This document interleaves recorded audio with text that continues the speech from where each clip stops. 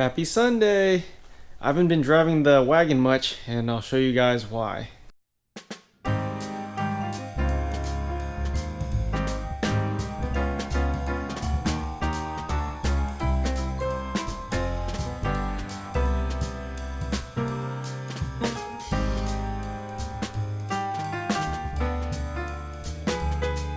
So casually just dailying this car, I noticed that occasionally I'd smell coolant in the cabin, and I didn't think much of it. Maybe, I don't know, I just didn't think much of it.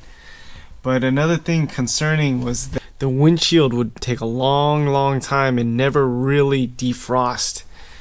And as things got worse, it's hard to tell, but there's these little dots where like a film built up on all the windows. And then the last straw was one day getting into work in the morning. There's a puddle on the floor on both sides. Defroster doesn't work that well. Slimy window, and then obviously puddle on the floor means that, sure enough, the heater core failed. It's hard to tell, but it's wet inside there. So this thing's discontinued but still available from some sources. Outlandishly expensive, so I decided to take this out. I'm gonna get this repaired locally. It wasn't terrible to take out, but still a lot of stuff has to come off in order to remove this guy. So I'm gonna replace the heater hoses in the engine bay while we're at it, and all this foam I should probably do. Alright, after many moons, back to working on the wagon.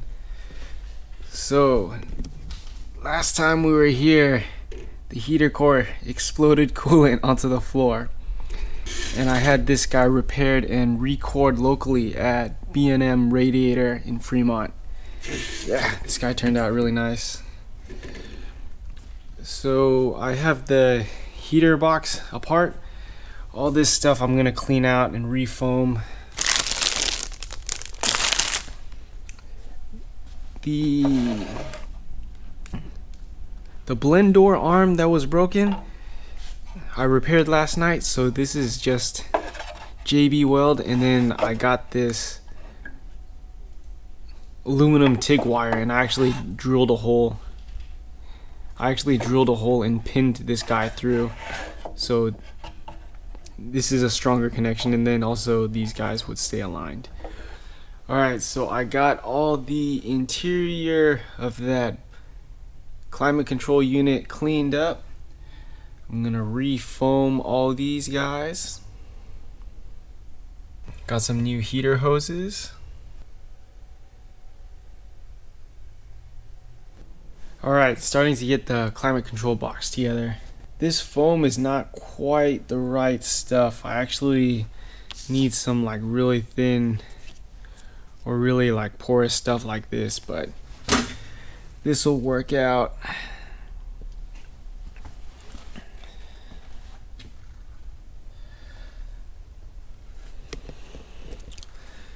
Make sure some lithium grease where these door hinges go. Alright, box is assembled. So when you do this, you should make sure to function check everything.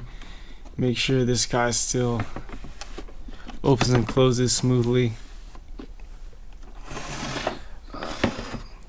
I had a little bit of issue getting this seated in all the way, probably because all the new foam, but you want to make sure that these move in sync.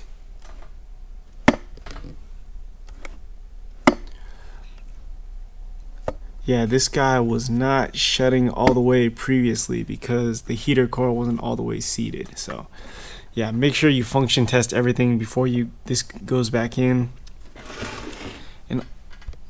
and also that these are in the correct orientation, because you don't want to have to pull this guy back out. So I'm gonna put foam up here where it's supposed to be, and then this will go back inside the car.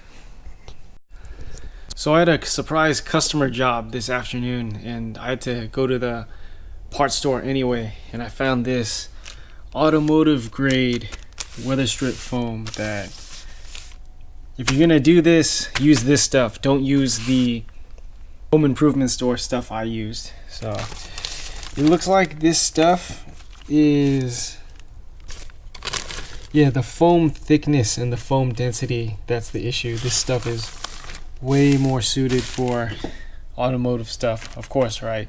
So along with the new heater core, I got the 3 new rubber heater lines on there. I'm gonna refoam him also, but you can check out, this guy is in here now. Maybe I can drive this home tonight. All the climate cables are hooked up. Just wanted to show you guys how this works. So before you hook up the cable, you want to do in the max position. So I'm gonna go max hot. And if you look down here, this is the climate cable. So you want this arm in the max hot position, which means these doors open. Yeah, which means these doors open. And then you want to clip into the cable into this metal bracket. That should give you max hot. So we'll show you. That's max hot, and then max cold. You block off the heater core element. And same thing on the other side. That should be defrost right now. So that's max all the way over to defrost. And then that will be vent, so towards your face.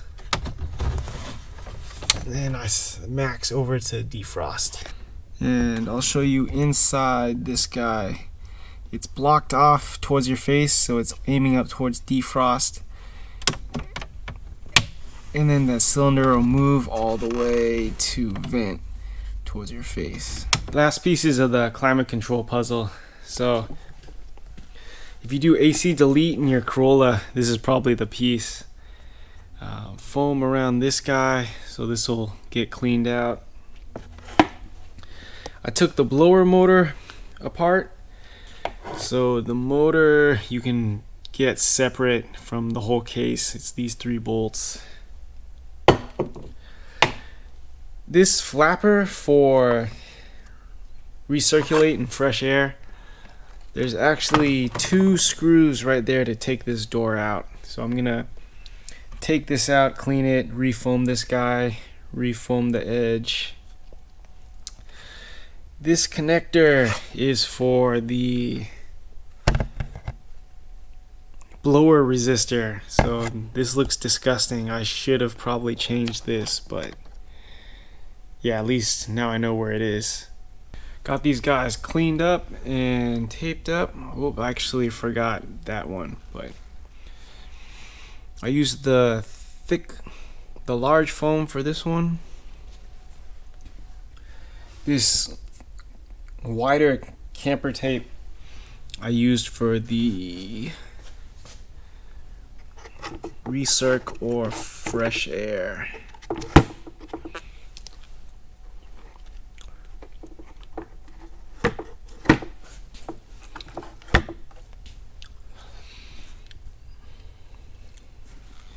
And then also got some white lithium and lubricated this assembly right here. Alright, got these boxes back in. So far so good.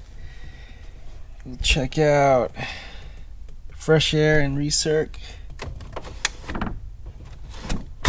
Now that it's foamed up, you'll see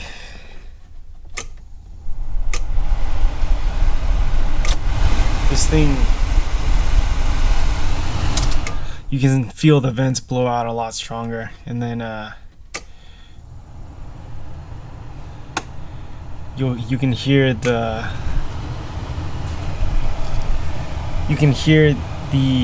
blend door change.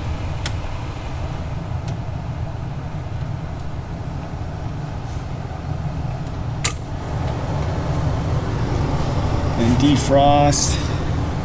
Cool, looks good. I'm a little jealous that this is a lot cleaner and better than my Corolla right now, but yeah, cool. I have some other parts for this car, but I think I'll save that for part 4. That's a wrap for this video. Thank you guys for watching. Remember to like and subscribe. You can find merch, support us on Patreon in the links below. Again, anything else you want to see on this wagon, let me know. I might show it. I'll probably show it. I'll probably do it. Maybe. We'll see. Thanks again.